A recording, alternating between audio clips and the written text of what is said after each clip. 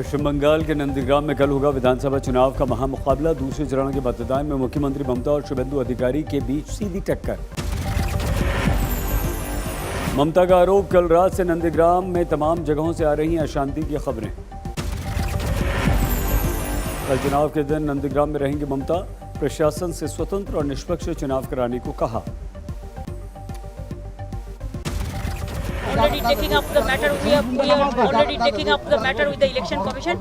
Let us hope that Nandigram must be allowed for free and fair election. दूसरे चरण के मतदान में कल नंदीग्राम समेत पश्चिम बंगाल की 30 विधानसभा सीटों पर वोटिंग होगी। ईवीएम के साथ मतदान केंद्रों पर पहुंचे ऑफिसर्स।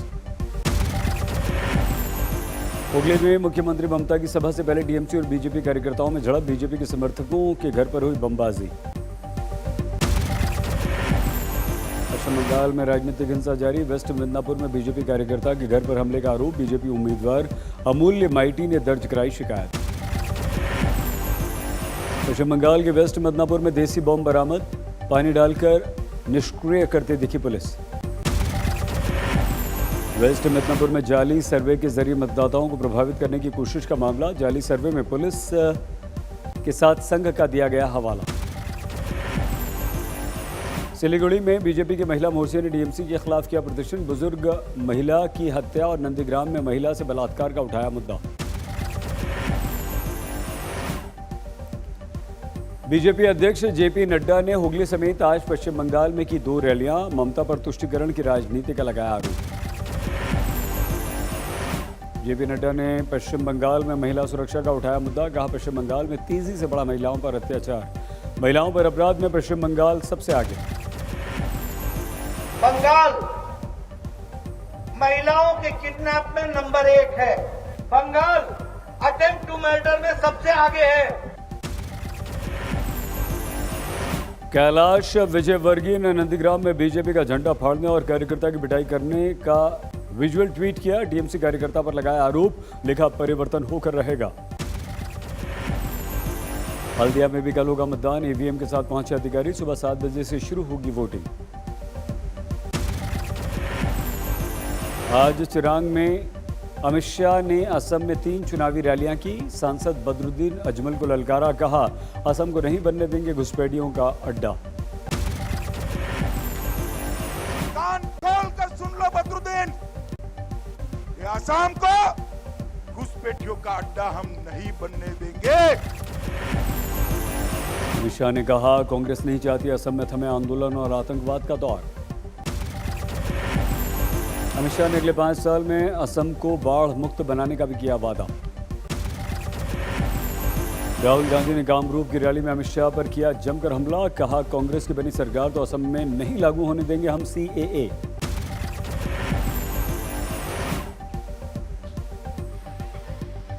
आग लगाते हैं, एक भाई को दूसरे भाई से लड़ाते हैं, आग लगाते हैं और फिर जो आपका है वो उठा के ले जाते हैं। राहुल गांधी ने किसानों का उठाया मुद्दा। बोले, कृषि क्षेत्र को बर्बाद कर रही है बीजेपी की सरकार। असम दौरे पर पहुंचे राहुल गांधी आज गुवाहाटी पहुंचे। कामाख्या मंदिर में देवी के दर्शन किए, विधिवत पूजा पाठ किया। राहुल बोले, कांग्रेस बीजेपी नहीं है, पहले भी पूरे किए सारे चुनावी वादे, आगे भी हम करेंगे। बीजेपी ने कुछ नहीं किया। कांग्रेस पार्टी ने 5 गारंटीज दी हैं, थोड़ा आप उनको जानते हैं, ठीक है? वो हमारा इलेक्शन का मेन मुद्दा है।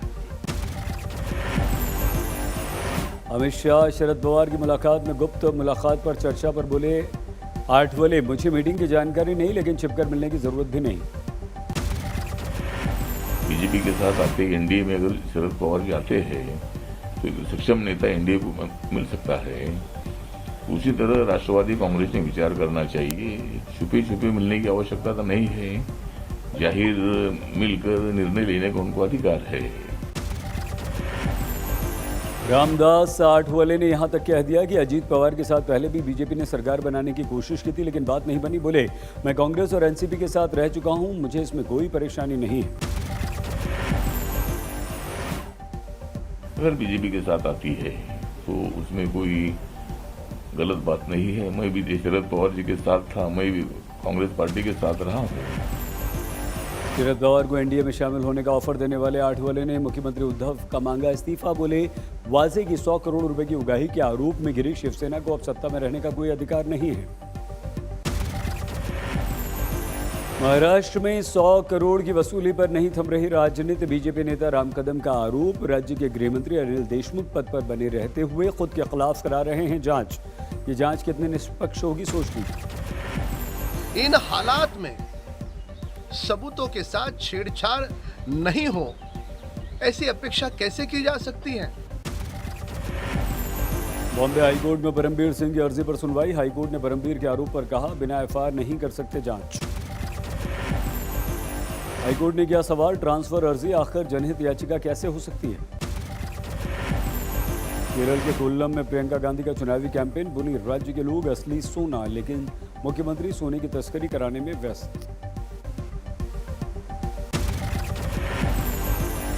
तमिलनाडु में बीजेपी की प्रमोशनल वीडियो पर पार्टी की फजीहत। कांग्रेस सांसद कार्ति चिदंबरम की पत्नी श्रीनिधि का भरतनाट्यम वाला वीडियो क्लिप भी शामिल कर लिया।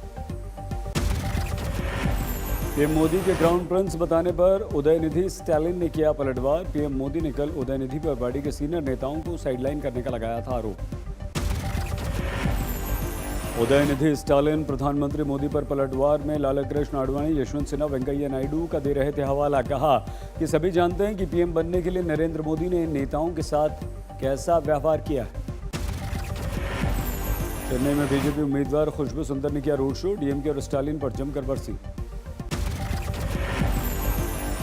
भीलवाड़ा में विधायक कैलाश त्रिवेदी के निधन के बाद हो रहा है उपचुनाव। 21 उम्मीदवारों ने किया है नामांकन।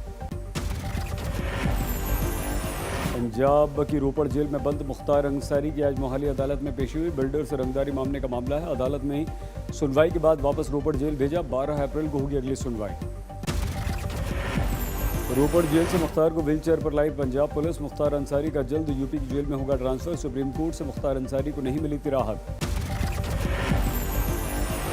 मुख्तार अंसारी से एलएमजी की रिकवरी करने वाले पूर्व डिप्टी एसपी शैलेंद्र सिंह को 17 साल बाद मिला इंसाफ। योगी सरकार ने शैलेंद्र पर दर्ज केस हटा लिया।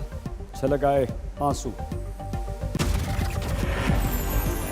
स्पेशल सीबीआई अदालत का बड़ा फैसला। इशरत जहां को लश्कर तैयबा का आतंकवादी बताया। कहा इंटेलिजेंस के इस इनपुट को नकारा नहीं जा सकता कि इशरत जहां लश्कर की आतंकवादी थी।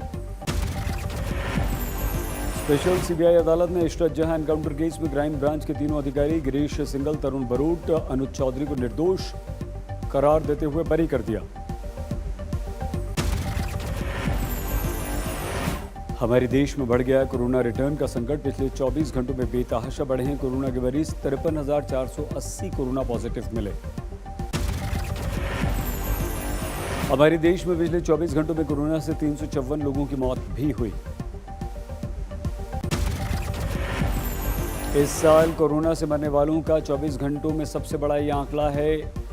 बढ़ गई है काफ़ी चिंता। हमारे देश में अभी कुल 5,52,566 लोग कोरोना पॉजिटिव हैं। पिछले 24 घंटों में 41,280 लोगों ने कोरोना से जंग भी जीती है। ये लोग ठीक भी हुए हैं। महाराष्ट्र के औरंगाबाद में आधी रात से लगने वाले लॉकडाउन का फैसला टाल दिया गया। फिलहाल 9 अप्रैल तक के लिए ये निर्णय। मुख्यमंत्री उद्धव ठाकरे की पत्नी रश्मि ठाकरे रिलायंस अस्पताल में भर्ती। 23 मार्च को उन्हें हो गया था कोरोना। महाराष्ट्र में पिछले 24 घंटों में कोरोना के करीब 28,000 नए पॉजिटिव केसेस मिले। 139 की हुई मौत। मुंबई में कोरोना के 4,758 नए केस, 10 लोगों की गई जान। नासिक में कोरोना को रोकने के लिए प्रशासन का अनोखा फैसला। 1 घंटे से ज्यादा मार्केट में रुके तो प्रति घंटे आपको देना होगा 500 रुपये जुर्माना। यूपी में कोरोना रिटर्न का कहर। 24 घंटों में 918 नए कोरोना पॉजिटिव। यूपी में पिछले 24 घंटों में 10 लोगों की कोरोना से गई जान। लखनऊ में पिछले 24 घंटों में सबसे ज्यादा 446 कोरोना पॉजिटिव पाए गए। कोरोना रिटर्न के बीच प्रयागराज से आई होली की डरा देने वाली तस्वीरें। हजारों की तादाद में सड़कों पर जुटे लोगों ने मनाया त्यौहार।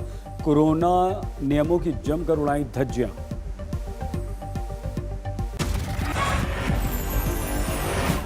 प्रयागराज में पिछले 24 घंटों में 36 कोरोना के पॉजिटिव मिले, प्रशासन पर उठे सवाल।